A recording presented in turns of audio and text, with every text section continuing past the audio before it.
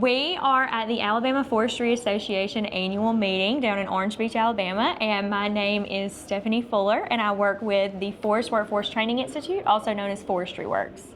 Stephanie, I mean, what happened the other night, like that was really cool because you approached our dinner table and there was people that knew you. I didn't know who you were. And then, anyways, long story short, you write cool children's books. Thank you. Thank you.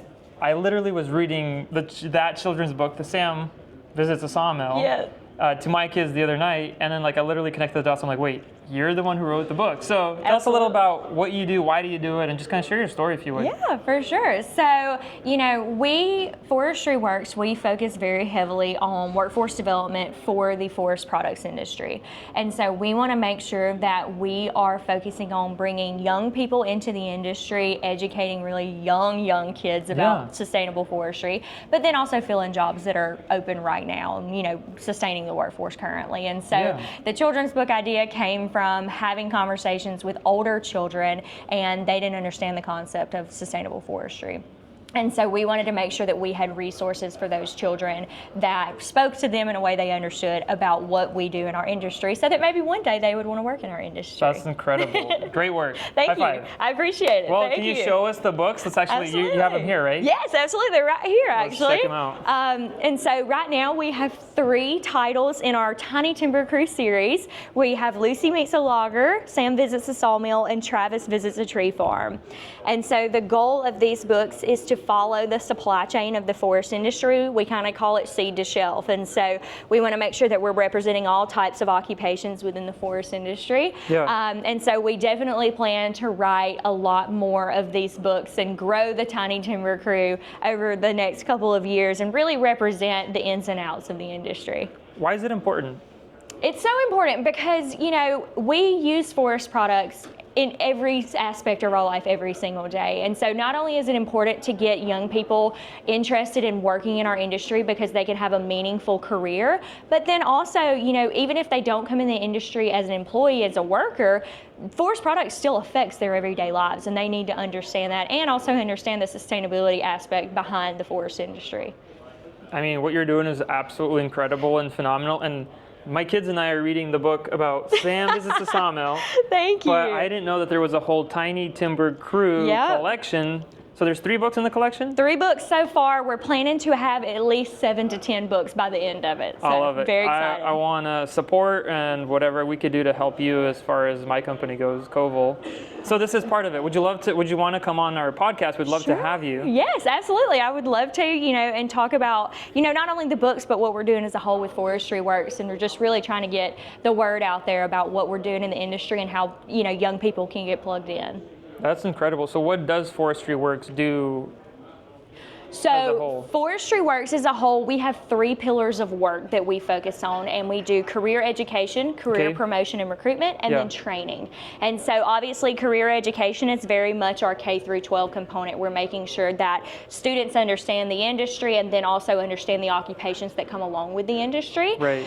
Career promotion and recruitment is more of heavily recruiting for those open positions right now. So that's making sure that we are recruiting log truck drivers, we're recruiting mill workers, saw filers, loggers, all of those type jobs that are open currently, and helping fill those positions in that void. And then on our training side, we focus on building training programs that don't already exist for our industry. And so we really want to make sure that if there are training programs that are a good fit, we're pushing people into those. However, if there is a need for a program that doesn't exist, we will create that. And so in Alabama, we started a logging equipment operator program in 2018, where we were training young people on logging equipment. And so if there's a need, we will try to fulfill that need. So, well, you're speaking to something here. I guess I'm still figuring this out. So for the audience, what I'm seeing and hearing is that what you guys are doing is what really aligns deeply with me personally and what we're doing as a business, which is we're on a mission to improve the lives of the people in the wood industry globally. So like people are core and fundamental to what we're doing. Yeah. And that's what moves, and the whole industry works on people. Yes, there's equipment, and there's like all these mousetraps that people are inventing. They're calling the sawmills mousetraps now. Yes. So absolutely. People are still key, and it's super important to help the people. It's part of what I'm all about, what we're building our business about. what more can we do? What more can people in the industry do? You know, I think at the end of the day, forestry in general for so many decades has done such a good job at doing a good job at what they do. But we need to make sure that we are talking about what we're doing and getting that knowledge out there. And so it really, you know, a big impact that we see is making sure that our industry members are going into their local communities and talking about what they do day to day and helping not only the students, but their neighbors and their coworkers and their acquaintances that, you know, they see just in the grocery store, understand why forest products is so important, but then also the aspect of forest products is good for the environment. It's good for the communities. It's good for the economy. It's good. Forestry works for all of us, you know? I love it. It's really important. I love it that you're so passionate about it, because I could go for like a while about covering. I usually start at Genesis 1:28, and I say God put us on this planet with a purpose. Absolutely. He told us to subdue the earth. He said in Genesis 1 chapter 28, subdue the earth. Absolutely. And when I don't know, how do you interpret subdue for yourself? But the way I try to explain it to people is like there's a good way to subdue, and then there's two extremes of subdue. So I usually talk about exploitation is a form of subdue, but it's like it's not what we're called to do. No. And then there's this carelessness that we see in, like, sorry to pick on California, but like in California, where people are called like tree huggers, where they're like, I've identified a logical fallacy, right? Where I explain it like this, like people say a tree is good. Right. It's good because it makes oxygen, it captures carbon, and the list is really long.